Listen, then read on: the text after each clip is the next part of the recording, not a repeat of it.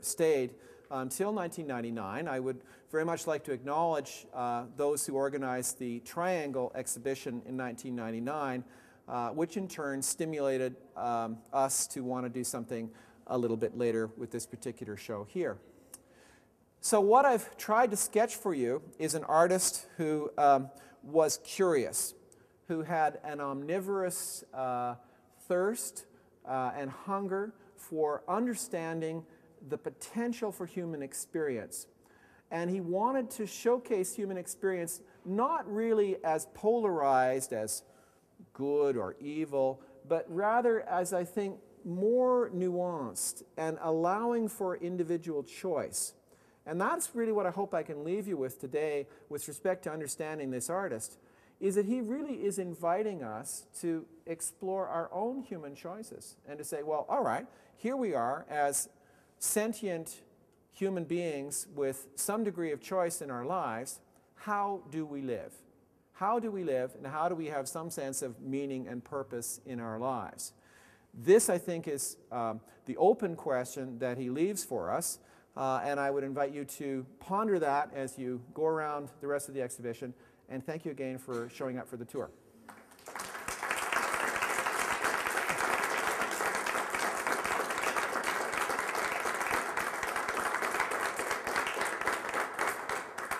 Are there any questions or comments? Or I'll take quibbles as well.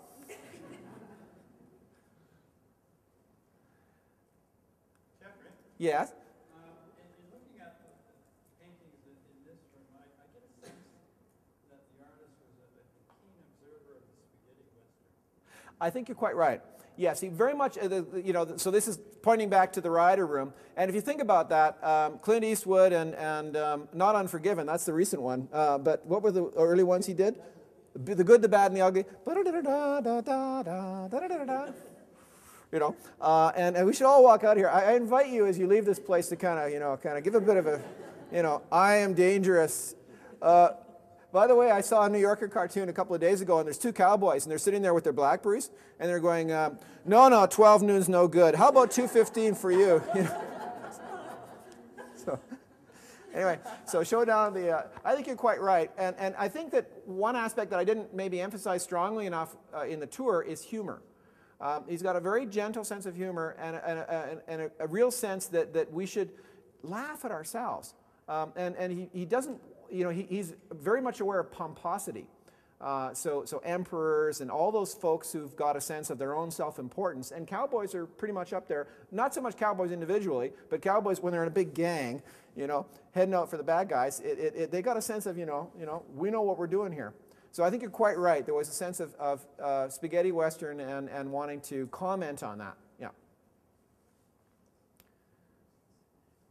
Any other thoughts or comments? Yes. It seems to me that he did both landscapes and he did figurative, but he didn't do the two together. Is that a fair comment? And do you know why? If everyone heard that he did landscapes and he did figures, he didn't do the two together, I think that's a fair comment. And I don't know exactly the answer. I didn't ask him that question. I don't know the answer why that should be. But it might be that, and I'm just speculating here, I think for him the landscape was eternally pure and simple. And the human being was eternally complex and I don't want to say corrupted, because that's not what he saw the world, but ambiguous. So landscape was just, you're out there, you enjoy it, it's beautiful, and you're open to the infinite possibilities of beauty of nature, whereas the human being, has that definitely more ambiguous side. Thanks. Yep, Nancy. Could you please talk about the influence of Jock MacDonald on Spickett when he was a student at the art college? Yes, please. Jock MacDonald was there for about a year in '46, but he left he left things in Buck Kerr's hands, and so Gyo-Zo talked later about MacDonald as having been a spiritual man with a spiritual orientation. So I think he was one of those people who was of considerable importance in orienting him. But he was, of course, not interested in precise tools. He was not somebody who explored automatism. He wasn't working with those kinds of experiments. But so I tend to look on Max Bates and on Jock MacDonald as being formative it sort of influences on him. They're influences by example. That's where I tended to see it. Yeah. Any other questions or comments? Okay, the very last room we didn't go into, but I would just invite you, well, we'll just walk through there because it didn't fit chronologically.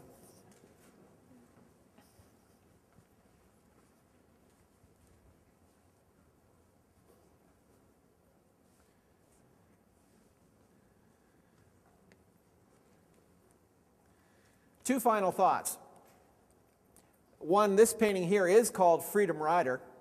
And the artist said to me, I think quite poignantly, he said, I titled that when freedom was an important word, when it really meant something. So this is that sense then of the optimism, of the power of the 1960s, of that sense that change would take place in social structures around North America. In a word, then, the countercultural sort of explorations that were so prevalent during this period. And he's celebrating them, and he's celebrating, I think, the role of the artist in that respect. So I think it's a powerful and talismanic painting. I'm just going to ask you to just take a quick, or I should say a slow circuit around these. These are complementary and, in fact, were produced at the same time as the Judas paintings. So these are really more of those iconic figures. They're essentially ecclesiastical paintings with spiritual connotations, but they're spiritual connotations that have their own invitation for us to open our minds to different possibilities. There's a portrait of Mary, for example. There she is there. Mary, and it's almost like, if you think about the Annunciation, all those traditions of Annunciations over the years, she's meditating upon what will happen. Here I am, I'm being called to great things. What will happen to me? It's a very beautiful painting, and it reflects very deeply on her individual journey. I don't necessarily want to finish with a painting of potential violence, but I just want to point this one here. This is the stoning of the prostitute. Now, in the Bible, I hope you know, this didn't take place. This is Jesus' way of calling people to attention. And there was a woman who was to be stoned, and people came to Jesus and said, you know what, she's committed adultery, and you know, this is a terrible thing. We should do away with her as is told we should do. And if you know what happens, what happens? He writes in the sand. He kind of writes like this. He's, well, let all who are without sin cast the first stone. And they kind of melt away. So this one is really not a biblical narrative, but it's about, again, the possibility of what we do with and to others, how we receive others, how we act to others. And I think it's a very powerful painting for that reason, because here we have then the mob. And again, he's concerned with the faceless, the place where people lose their individuality. And this is almost like the symbols of their collective anger.